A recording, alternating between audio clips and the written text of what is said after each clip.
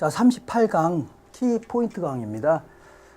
자, 여기서는 그 원가 방식 중에 그 원가법에 대한 얘기입니다. 원가법. 그러니까 원가 방식에 따라서 가치를 평가하는 방법인데 이런 얘기입니다.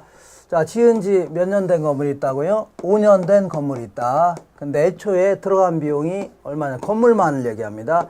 1억 들어갔다고 쳐볼게요. 근데 건물 같은 경우는 언젠가는 철거해야 될 거 아닙니까? 언젠가는 뭐 40년 지나면 없애버려야 되죠. 그러니까 매년 가치가 감소할 거 아니에요? 건물만의 가치를 따질 때는 그러니까 이 가치를 쭉 뺀 다음에 가치 감소분을 빼내서 요때의 가치를 평가하겠다. 이걸 적산가치 따집니다. 적산가치. 근데 이렇게 평가했다가는 예를 들어 이렇게 한 6천만 원 나왔다고 쳐볼게요. 근데 시세는 요즘 시세는 한 뭐 1억 5천 정도 한다는 얘기죠. 그러니까 이렇게 평가하면 안 된다는 얘기입니다. 왜냐하면 부동산도 어쨌거나 언젠가는 폐기 처분해야 되지만 때에 따라서는 뭐가 될 수 있다고요? 네, 그 물가가 올라갈 수 있다는 얘기입니다. 그러니까 부동산도 일종의 실물 자산이기 때문에 물가가 상승할 수 있죠. 그러니까 물가 상승을 전혀 반영하지 않고 이대로 그대로 평가하면 안 된다는 얘기입니다. 그러면 어떻게 해야 되냐면 이렇게 평가해야 됩니다. 자, 지금 평가하고자 하는 시점에서의 건축 자재 가격으로 요거를 다시 한번 지어본다면 한 3억 정도 들어갈 것 같다.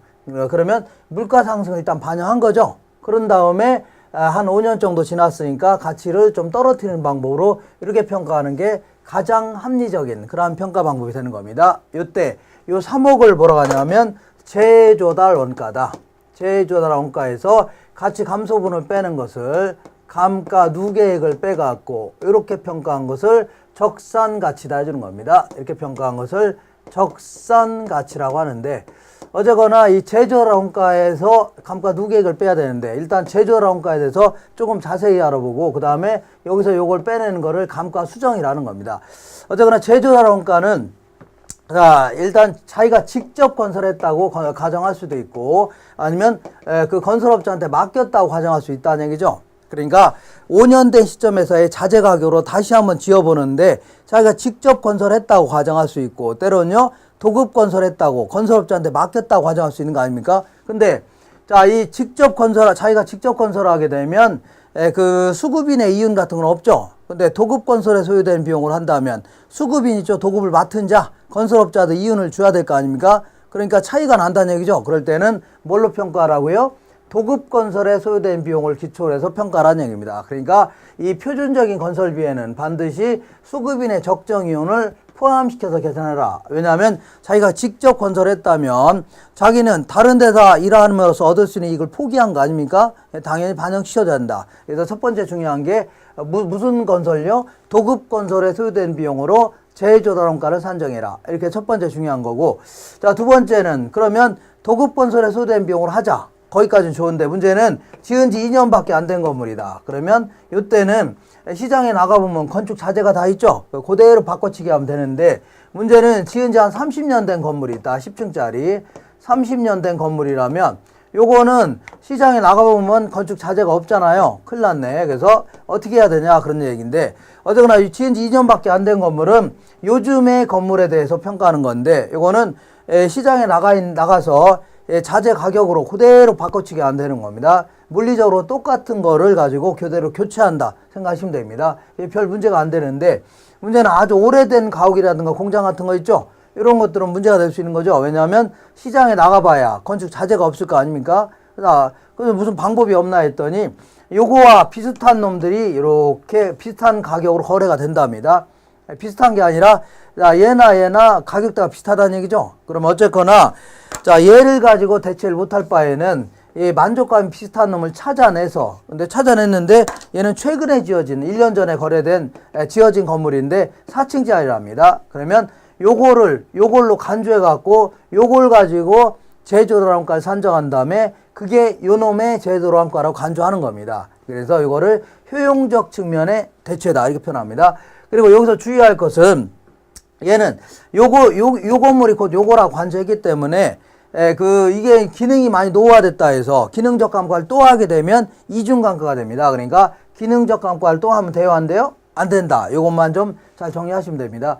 자, 그 다음 내용 확인하겠습니다. 확인한다면 우리 가끔 이제 감가상각이라는 용어도 쓰고 감가 수정이라는 용어도 쓰는데 그 차이점은 어디서부터 있는 거냐면 일단은 목표 자체가 목적 자체가 다른 겁니다. 감가 수정은 우리가 지금 뭐 하려고 하는 거예요? 자, 우리 감정평가에서 나온 용어입니다. 얘는 뭐 어디서 나오는 거라고요? 감정평가에서 나오는 용어고, 그 다음에 감가상각은요, 기업회계에서 나오는 용어입니다. 기업회계에서. 그래서, 자, 감가수정은, 지은 지 5년 된 건물에 대해서 그 5년 된 시점에서의 자재가격으로 다시 한번 지어본다면 얼마인가? 이 제조원가에서 감가 누계액을 빼내서 부동산의 적정한 가치를 판단하겠다. 그러니까 자산의 가치 평가가 주목적입니다. 그렇지만 감가상각은 그게 아닙니다. 감가상각은 그 건물 같은 거라든가 기기 같은 거는 뭐 1,000억짜리 500억짜리 한꺼번에 구입한다면 한꺼번에 비용이 나가게 되면 매기 적정한 어떤 그 경영 성과를 보고하기가 매우 곤란해집니다. 그래서 한꺼번에 나간 돈 같은 경우는 한 번의 비용으로 처리하지 않고 취득 원가로 계산해 놨다가 이 수익 창출이 진행되는 기간 동안에 쪼개서 나눠서 비용으로 처리하자, 그런 얘기입니다. 그러니까 요거는 원가의 비용 배분 과정입니다. 그래서 여기서 장부가격은 취득원가에서 원가의 비용 배분하면서 감가 누계액을 빼낸 게 장부가액이다, 이렇게 결정하는 겁니다. 그래서 양자간에 어떤 차이점이 있냐면 감가수정 같은 경우는 경제적 내용수를 기초로 해서 감가수정합니다. 수익이 뭐보다 큰 기간이요? 비용보다 더 큰 기간이죠. 그 기간 동안 하는 겁니다. 근데 자, 얘 같은 경우는 자, 이 똑같은 건물을 A 회사는 30년 동안 상각하고 B 회사는요 2년 동안 상각하고 그러면 기업 간의 비교를 할 수 없는 거죠. 그래서 이건 법에서 정해준다, 그런 얘기입니다. 법정 내용수다. 그 다음에 얘는 물리적, 기능적, 경제적 감가 요인 이런 거 모조리 고려합니다. 때로는 법률적 감가 요인 이런 것들 고려해서 외부 환경과의 관계에서 감가 요인 같은 거 있죠. 이것도 전부 다 고려합니다. 그렇지만 감가상각은 그게 아닙니다. 내부적인 요인들 있죠. 물리적, 기능적 감가 요인 정도만 고려한다, 이렇게 생각하시면 돼요. 그 다음에 이제 감가수정 같은 경우는 관찰 감가도 인정합니다. 노련한 감정평가사가 요모조모 뜯어보더니 이만큼 가치가 함수했구나, 이렇게 해서 관찰 감가도 인정하는 데 비하여 얘 같은 경우는 관찰 감가 이런 거 하면 안 됩니다. 이렇게. 그 다음에 토지 같은 경우에도 어떤 토지가 있는데 주변에 뭐가 쓰레기 매립장이 들어왔다 그러면 가치가 떨어질 수 있는 거죠. 이렇게 외부적인 환경에 따라서 가치가 감소되는 것 반영합니다. 근데 얘는 그런 거 하면 안 됩니다. 이 감가상각에서는 토지는 상각 대상이 아니다, 이렇게 정리하시면 됩니다. 이렇게 해서 약간 좀 어렵지만 이런 내용 위주로 해서 정리하시면 충분합니다. 이 가치가 감소되는 여러 가지 원인이 있는데 그 원인에 대해서 잠깐 알아볼게요. 원인은 굳이 나눠본다면 물리적 감가 요인과 기능적 감가 요인, 그 다음에 경제적 감가 요인, 이렇게 구분할 수 있는데 학자에 따라서는 때로는요 법률적 감가 요인 이렇게 정하고 있는 학자도 있습니다. 그러면 그거는 거의 시험에 안 물어보고 보통 요걸 가지고 물어봅니다. 자, 물리적 감가 요인은 뭐 그야말로 가만 놔두더라도 시간이 지남에 따라서 노후화되고 마모되고 태풍에 의해서 파손되고 손상될 수 있죠. 이런 거를 물리적 감가 요인이다. 특히 이 두 가지를 좀 비교할 줄 아셔야 됩니다. 기능적 감가 요인은 내부 구성 요소에 있어서 감가될 수 있는 요인이라면 얘는요 외부 환경과의 관계에서 감가될 수 있는 요인을 얘기합니다.